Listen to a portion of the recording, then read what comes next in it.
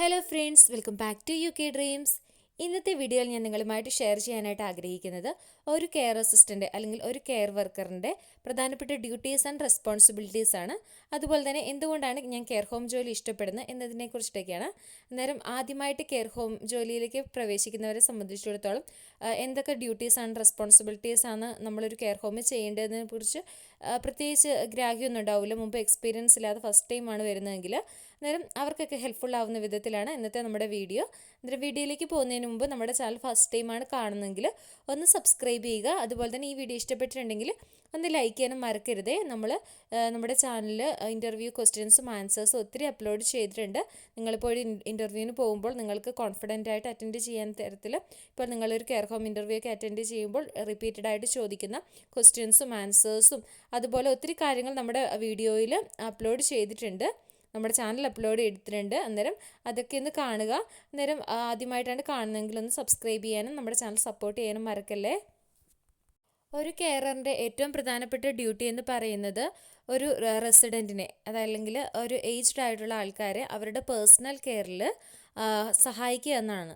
Personal care എന്ന് പറയുമ്പോൾ അവരുടെ ദൈനംദിന ജീവിതത്തിൽ അവർക്ക് ചെയ്യാൻ കഴിയാതെ, അതായത് ഇപ്പോൾ അവർ വാഷ് ചെയ്യാനെങ്കിൽ അല്ലെങ്കിൽ അവർ ടോയ്ലറ്റിൽ പോകുന്ന ടൈമിലാണെങ്കിൽ അല്ലെങ്കിൽ അവർ ഫുഡ് അസിസ്റ്റ് ചെയ്യുന്ന അല്ലെങ്കിൽ ഡ്രിങ്ക്സ് കൊടുക്കുന്ന, അങ്ങനെ അവരുടെ പേഴ്സണൽ കെയർ അവർക്ക് എന്തൊക്കെയാണ് പേഴ്സണൽ കെയർ ആവശ്യമായിട്ടുള്ളത് അന്നേരം അതിനെല്ലാം ഹെൽപ്പ് ചെയ്യുക എന്നുള്ളതാണ് ഒരു കെയറിൻ്റെ അല്ലെങ്കിൽ ഒരു കെയർ അസിസ്റ്റൻ്റ് ഏറ്റവും പ്രധാനപ്പെട്ട റെസ്പോൺസിബിലിറ്റി എന്ന് പറയുന്നത്. അന്നേരം അങ്ങനെ നമ്മളൊരു ഡ്യൂട്ടീസ് നമ്മൾ ചെയ്യുന്ന ടൈമിൽ എന്തൊക്കെ കാര്യങ്ങൾ നമ്മൾ പ്രത്യേകമായിട്ട് ശ്രദ്ധിക്കണം എന്നുള്ളതാണ് പറയാനായിട്ട് ആഗ്രഹിക്കുന്നത്. ഇപ്പോൾ കൂടുതലായിട്ടും നിങ്ങളൊരു കെയർ ഹോമിൽ ഫസ്റ്റ് ചെല്ലുമ്പോൾ തന്നെ നിങ്ങൾക്ക് അവർ ഒരു ഫുഡ് ഫീഡ് ചെയ്യാനായിട്ടാണ് തരുന്നതെങ്കിൽ ഫസ്റ്റ് നിങ്ങൾ ഇപ്പോൾ ഒരു കിടപ്പ് രോഗിയായിട്ടുള്ള ഒരാളെയാണ് നിങ്ങൾ ഫീഡ് ചെയ്യേണ്ടതെങ്കിൽ ഫസ്റ്റ് തന്നെ നമ്മൾ ചെയ്യേണ്ട കാര്യം എന്ന് പറഞ്ഞിട്ടുണ്ടെങ്കിൽ അവർ ബെഡിലായിരിക്കും കിടക്കുന്നത്. അന്നേരം അവരുടെ ഫസ്റ്റ് കംഫർട്ട് പൊസിഷനിൽ നമ്മൾ അവരുടെ തല പൊക്കി വെക്കണം എന്നുള്ളതാണ്. അല്ലെങ്കിൽ ചോക്കിങ് റിസ്ക് എന്നുള്ളത് വളരെ കൂടുതലാണ്. ഒത്തിരി പേര് മരിക്കാൻ വരെ, ഒത്തിരി റെസിഡൻസ് മരിക്കാൻ വരെ കാരണമായിട്ടുള്ളതാണ്. അന്നേരം അവർ കംഫർട്ടായിട്ട് അവരുടെ ഹെഡ് നല്ല വൃത്തിയിൽ, അതായത് ഹൈയിൽ പൊക്കി വെച്ച് നമ്മൾ വളരെ കംഫർട്ടായിട്ട് നമ്മൾ അവരെ ഇരുത്തിയിട്ട് വേണം നമ്മൾ ഫീഡ് അല്ലെങ്കിൽ അസിസ്റ്റ് ചെയ്യാൻ തുടങ്ങാനായിട്ട് എന്നാണ് ഏറ്റവും പ്രധാനപ്പെട്ട കാര്യം. അതായത് ഇപ്പം നിങ്ങൾക്ക് ഇപ്പോൾ അവർക്ക് ഇപ്പോൾ ബെഡിൽ താന്നൊക്കെയാണ് കിടക്കുന്നതെങ്കിൽ നിങ്ങൾ സ്ലൈഡ് ഷീറ്റൊക്കെ ഉപയോഗിച്ച് മറ്റൊരു സ്റ്റാഫിൻ്റെയും കൂടെ ഹെൽപ്പ് കൂടെ ഇതായിട്ട് അവർ കംഫർട്ട് സോണിൽ ഇരിക്കുന്നതെന്ന് ഉറപ്പ് വരുത്തിയതിന് ശേഷം മാത്രമേ അസിസ്റ്റ് ചെയ്യാനായിട്ട് പാടുള്ളൂ. അതുപോലെ തന്നെ പല റെസിഡൻസും ചോക്കിംഗ് ലിസ്റ്റിൽ കാണും. അന്നേരം അവർക്ക് ഡ്രിങ്ക്സിൻ്റെ കൂടെ തിക്നർ ആഡ് ചെയ്തിട്ടായിരിക്കും കൊടുക്കുന്നത്. അന്നേരം നിങ്ങൾ ഫസ്റ്റ് ടൈമാണ് ഒരു റെസിഡൻറ്റിനെ ഫീഡ് ചെയ്യാൻ പോകുന്നതെങ്കിൽ ഫസ്റ്റ് അതിനെക്കുറിച്ചും കൂടെ നിങ്ങൾ അറിഞ്ഞിട്ടുണ്ടായിരിക്കണം. ഈ ഒരു റെസിഡൻറ്റിന് എന്തെങ്കിലും തിക്നർ ഉണ്ടോ, അല്ലെങ്കിൽ അവർക്ക് ചോക്കിംഗ് റിസ്ക് കൂടുതലായതുകൊണ്ട് തന്നെ അവർക്ക് ചോക്കിംഗ് റിസ്ക് കുറയ്ക്കാൻ വേണ്ടിയിട്ട് ഓരോ റെസിഡൻറ്റിനും പല തിക്നറായിരിക്കും. ഇപ്പം 1 സ്പൂൺ ആയിരിക്കും, അല്ലെങ്കിൽ 1 സ്കൂപ്പ് ആയിരിക്കും, അല്ലെങ്കിൽ 2 സ്കൂപ്പ് ആയിരിക്കും, അല്ലെങ്കിൽ 3 സ്കൂപ്പ് ആയിരിക്കും. അന്നേരം ഡിഫറെൻ്റ് ആയിട്ടുള്ളതായിരിക്കും. അന്നേരം ആ ഒരു റെസിഡൻറ്റിന് എങ്ങനെയുള്ളതാണെന്നുള്ളതും കൂടി നിങ്ങൾ ഉറപ്പ് വരുത്തണം. അതുപോലെ നന്നായിട്ട് മെൽറ്റ് ചെയ്തിട്ട് വേണം, ഇപ്പോൾ തിക്നർ ഇട്ടിട്ടുണ്ടെങ്കിൽ തന്നെ നന്നായി മെൽറ്റ് ചെയ്ത് ഇതായിട്ടായിരിക്കണം കൊടുക്കേണ്ടത്. അതുപോലെ തന്നെ ഇപ്പോൾ റെസിഡൻറ്റിന് കൊടുക്കുന്ന ഫുഡായാലും പലതരത്തിലുള്ള ഫുഡായിരിക്കും. ചിലവർക്ക് ഹൈ ചോക്ക് റിസ്ക് ഉള്ളവർക്ക് ഫുഡായിരിക്കും, പ്യൂരീഡ് ആയിട്ടുള്ള ഫുഡ്സ് ആയിരിക്കും. അതുപോലെ തന്നെ അല്ലെങ്കിൽ മിൻസ്ഡ് അല്ലെങ്കിൽ സോഫ്റ്റ് ആയിട്ടുള്ളതായിരിക്കും, ലെവൽ 5, അങ്ങനെ ഓരോ ലെവലിലായിരിക്കും ഉണ്ടായിരുന്നത്. അന്നേരം അതൊക്കെ അവർക്ക് നോർമൽ ഫുഡാണോ കൊടുക്കുന്നത് അതെല്ലാം കറക്റ്റായിട്ട് അറിഞ്ഞിട്ട് വേണം നിങ്ങൾ ഫുഡ് ഫീഡ് ചെയ്യാനായിട്ട് എന്നുള്ളത് ഏറ്റവും പ്രധാനപ്പെട്ട കാര്യമാണ്. അതുപോലെ തന്നെ എന്തെങ്കിലും കാരണവശാൽ നിങ്ങൾ ഫുഡ് കൊടുക്കുന്ന ടൈമിൽ റെസിഡൻറ്റ് ചോക്ക് ചെയ്തിട്ടുണ്ടെങ്കിൽ, ചുമയ്ക്കാൻ തുടങ്ങിയിട്ടുണ്ടെങ്കിൽ ജസ്റ്റ് അവിടെ സ്റ്റോപ്പ് ചെയ്ത് നിർത്തുക. പിന്നെ അവർ ഓക്കെ ആണെങ്കിൽ മാത്രം കണ്ടിന്യൂ ചെയ്യുക. അല്ലെങ്കിൽ അവർ ഭയങ്കരമായിട്ട് ചുമയ്ക്കുകയാണെങ്കിൽ നിങ്ങൾ ഫുഡ് ഫീഡ് ചെയ്യുന്നത് എന്തായാലും സ്റ്റോപ്പ് ചെയ്യണം. കാരണം പിന്നെ കൊടുത്തുകൊണ്ടിരിക്കരുത്. ചോക്ക് ചെയ്യാൻ തുടങ്ങുമ്പോൾ അത് അതിലും വലിയ റിസ്കിലേക്ക് പോവുകയുള്ളൂ. അതുപോലെ ഫുഡ് ഫീഡ് ചെയ്ത് കഴിഞ്ഞ് അവർ ഓക്കെ ആയി കഴിഞ്ഞാൽ അവരുടെ വായിലുള്ളതെല്ലാം ഇറങ്ങി അല്ല ഓക്കെ ആണെന്ന് ഉറപ്പ് വരുത്തിയതിന് ശേഷം മാത്രമേ പിന്നെ അവരെ നോർമൽ പൊസിഷനിലേക്ക് കിടത്താനായിട്ട് പാടുള്ളൂ, അവരുടെ തല താത്താനായിട്ട് പാടുള്ളൂ. അതിൽ വായിൽ ഫുഡ് ഇരിക്കുന്ന ടൈമിൽ അവരുടെ തല താത്തി വെക്കാനായിട്ട് പാടില്ല. എല്ലാം ഓക്കെ ആണെന്ന് ഉറപ്പ് വരുത്തിയതിന് ശേഷം മാത്രമേ തല താഴ്ത്താനായിട്ട് പാടുള്ളൂ. അന്നേരം ഇത് ആദ്യമായിട്ട് പോകുന്നവരെ ഹെൽപ്പ് ചെയ്യുന്ന രീതിയിലാണ് ഞാനിത് കാര്യങ്ങളൊക്കെ പറയുന്നത്. അന്നേരം ഓൾറെഡി വർക്ക് ചെയ്യുന്ന ആരെങ്കിലും ഇത് കാണുന്നുണ്ടെങ്കിൽ ഒത്തിരി പേര് റിക്വസ്റ്റ് ചെയ്തിട്ടുണ്ടായിരുന്നു, ഫസ്റ്റ് ടൈമാണ് കെയർ ഹോം ജോലിക്ക് പോകുന്നത്. അന്നേരം അങ്ങനെ പറഞ്ഞതുകൊണ്ടാണ് ഞാൻ ഈ ഒരു വീഡിയോ ചെയ്യുന്നത്. അതുപോലെ തന്നെ റെസിഡൻസിന് അപ്പോൾ അവർക്ക് ടോയ്ലറ്റിൽ പോകാമെന്ന് പറഞ്ഞിട്ടുണ്ടെങ്കിൽ തന്നെ അവരെങ്ങനെയാലും ടോയ്ലറ്റിൽ കൊണ്ടുവരണമെങ്കിൽ അതിനെ അസിസ്റ്റ് ചെയ്യുക. ഒരു റെസിഡൻറ്റ് ഒരു കാര്യം പറഞ്ഞിട്ട് അത് ചെയ്യാതിരുന്നിട്ടുണ്ടെങ്കിൽ അത് സേഫ് ഗാർഡിങ്ങിന് പോകും. അത് വലിയ വലിയ ഇഷ്യൂസും കാര്യങ്ങളൊക്കെയാണ്. അന്നേരം റെസിഡൻസിൻ്റെ ആവശ്യങ്ങൾ അത് എന്താണെന്ന് വെച്ചിട്ടുണ്ടെങ്കിൽ ഇപ്പോൾ അവർക്ക് ടോയ്ലറ്റിൽ പോകാനോ അല്ലെങ്കിൽ അവർക്ക് പാഡ് ചേഞ്ച് ചെയ്യാനാണെങ്കിൽ അവർ ബോധമുള്ളവരാണ്, അവർ പറഞ്ഞിട്ടുണ്ടെങ്കിൽ അത് അപ്പം തന്നെ ചെയ്തു കൊടുക്കാനായിട്ട് ശ്രദ്ധിക്കുക. അതുപോലെ തന്നെ നമ്മളിപ്പോൾ ഒരു റെസിഡൻറ്റിന് കെയർ ചെയ്യുന്ന ടൈമിൽ അല്ലെങ്കിൽ അവർക്ക് ബാത്തൊക്കെ കൊടുക്കുമ്പോൾ നിങ്ങൾ ശരിക്കും അവരുടെ ബോഡി കാര്യങ്ങളൊക്കെ ശ്രദ്ധിക്കണം. കാരണം എന്തെങ്കിലും തരത്തിലുള്ള ബ്ലിസ്റ്റേഴ്സോ അല്ലെങ്കിൽ എന്തെങ്കിലും ബ്രൂസോ അല്ലെങ്കിൽ എന്തെങ്കിലും തരത്തിലുള്ള ബ്രോക്കൺ സ്കിന്നോ അങ്ങനെ എന്തെങ്കിലുമൊക്കെ ഉണ്ടെങ്കിൽ കറക്റ്റായിട്ട് നിങ്ങൾ റിപ്പോർട്ട് ചെയ്തിട്ടുണ്ടായിരിക്കണം. നിങ്ങളുടെ സീനിയർ അല്ലെങ്കിൽ നിങ്ങളുടെ നേഴ്സിന് നിങ്ങൾ കറക്റ്റായിട്ട് റിപ്പോർട്ട് ചെയ്തിട്ടുണ്ടായിരിക്കണം. അതുമാത്രമല്ല, അതുപോലെ തന്നെ ഇമ്പോർട്ടൻ്റ് ആണ് അത് ഡോക്യുമെൻറ്റ് ചെയ്യുക എന്നുള്ളത്. ഇപ്പോൾ എന്തെങ്കിലും ഒരു ഇൻസിഡൻറ്റ്, എന്തെങ്കിലും ഒരു കാര്യം ഉണ്ടായിട്ടുണ്ടെങ്കിൽ അത് കറക്റ്റായിട്ട് നിങ്ങൾ നിങ്ങളുടെ ഫയലിൽ അല്ലെങ്കിൽ ആ റെസിഡൻറ്റിൻ്റെ ഫയലിലും അതുപോലെ തന്നെ പ്രോപ്പറായിട്ട് കമ്മ്യൂണിക്കേറ്റ് ചെയ്തിട്ടുണ്ടായിരിക്കണം. അല്ലെങ്കിൽ ഇപ്പോൾ ഒരു ചെറിയൊരു ബ്രൂസ് ആയിരിക്കും, പിന്നീട് അത് വലുതായിട്ടുണ്ടെങ്കിൽ പിന്നെ അതൊരു വലിയ പ്രശ്നമായി കഴിയുമ്പോൾ നിങ്ങളത് റിപ്പോർട്ട് ചെയ്തിട്ടുണ്ടെങ്കിൽ അല്ലെങ്കിൽ നിങ്ങളത് കറക്റ്റായിട്ട് ഡോക്യുമെൻറ്റ് ചെയ്തിട്ടുണ്ടെങ്കിൽ നിങ്ങൾക്ക് അതിനെക്കുറിച്ച് വറീഡ് ആവേണ്ട കാര്യമില്ല.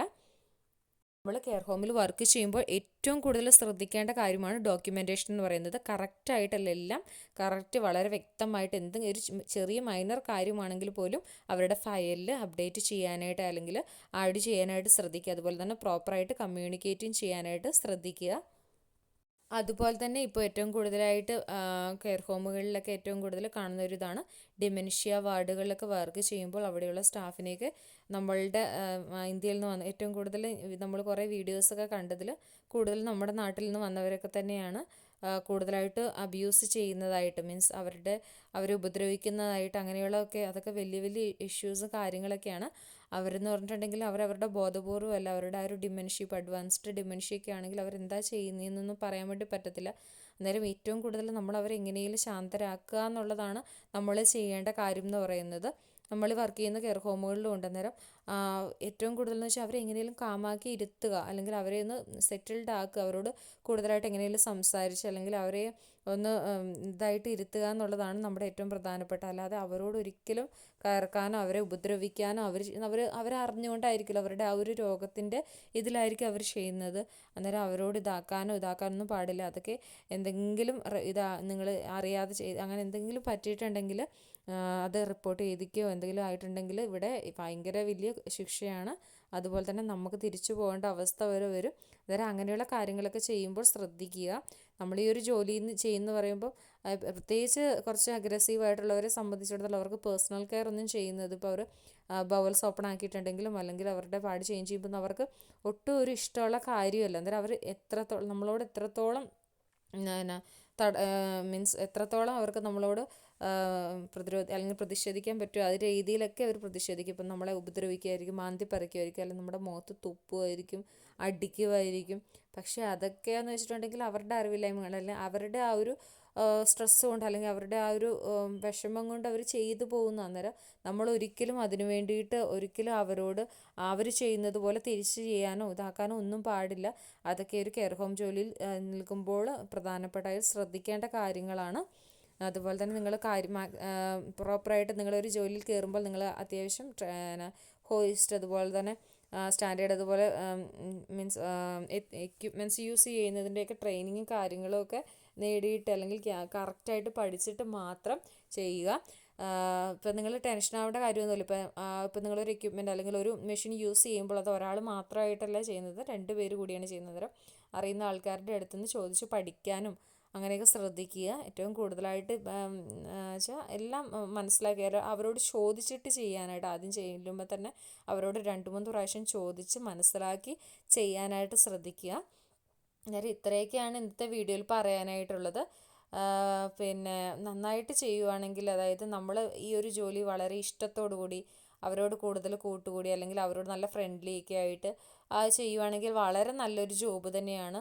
നന്നായിട്ട് നമുക്ക് സേവ് ചെയ്യാൻ അല്ലെങ്കിൽ നന്നായിട്ട് ഏൺ ചെയ്യാൻ പറ്റുന്ന നല്ല സാറ്റിസ്ഫൈഡ് ആയിട്ടുള്ള ഒരു ജോലി തന്നെയാണ്.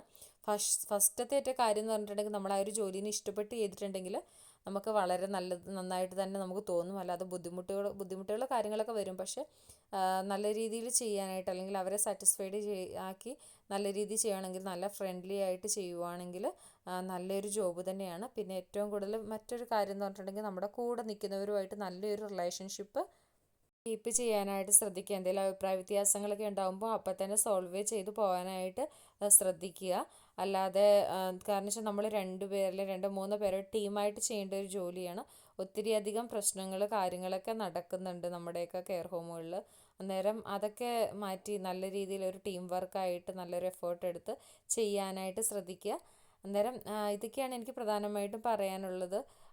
ഒരാളിങ്ങനെ ഒരു കമൻറ്റ് ചെയ്ത് ഞാൻ കണ്ടു, ഒരു ആദ്യമായിട്ട് പോകുക അന്നേരം ഒരു ഇതായിട്ട് പറയാമോ എന്തൊക്കെ കാര്യങ്ങൾ ശ്രദ്ധിക്കണം എന്നുള്ളത്. അന്നേരം പെട്ടെന്ന് എൻ്റെ മനസ്സിൽ വന്ന കാര്യങ്ങളൊക്കെയാണ് ഞാൻ ഈ ഒരു വീഡിയോയിൽ പറഞ്ഞിട്ടുള്ളത്. അന്നേരം ഒത്തിരി കാര്യങ്ങളൊക്കെ ഇനി അടുത്ത ദിവസങ്ങളിലെ വീഡിയോയിൽ ചെയ്യുന്നതായിരിക്കും. അന്നേരം ഇത്രയും കാര്യങ്ങളാണ് ഇന്നത്തെ വീഡിയോയിൽ ഞാൻ നിങ്ങളുമായിട്ട് ഷെയർ ചെയ്യാനായിട്ട് ആഗ്രഹിച്ചത്. പെട്ടെന്ന് എൻ്റെ മനസ്സിൽ വന്ന കാര്യങ്ങളാണ് ഞാൻ പറഞ്ഞത്. അന്നേരം കൂടുതൽ കാര്യങ്ങളൊക്കെ ഞാൻ വരും ദിവസത്തെ വീഡിയോസിൽ ചെയ്യുന്നതായിരിക്കും. അന്നേരം നിങ്ങൾ തന്ന സപ്പോർട്ടിന് ഒത്തിരി നന്ദി പറയുന്നു. അതുപോലെ തന്നെ ഈ ഒരു വീഡിയോ ഇഷ്ടപ്പെട്ടിട്ടുണ്ടെങ്കിൽ ഒന്ന് ലൈക്ക് ചെയ്യാനും നമ്മുടെ ചാനൽ സബ്സ്ക്രൈബ് ചെയ്യാനും മറക്കരുതേ. Thanks for watching my video. Thank you all.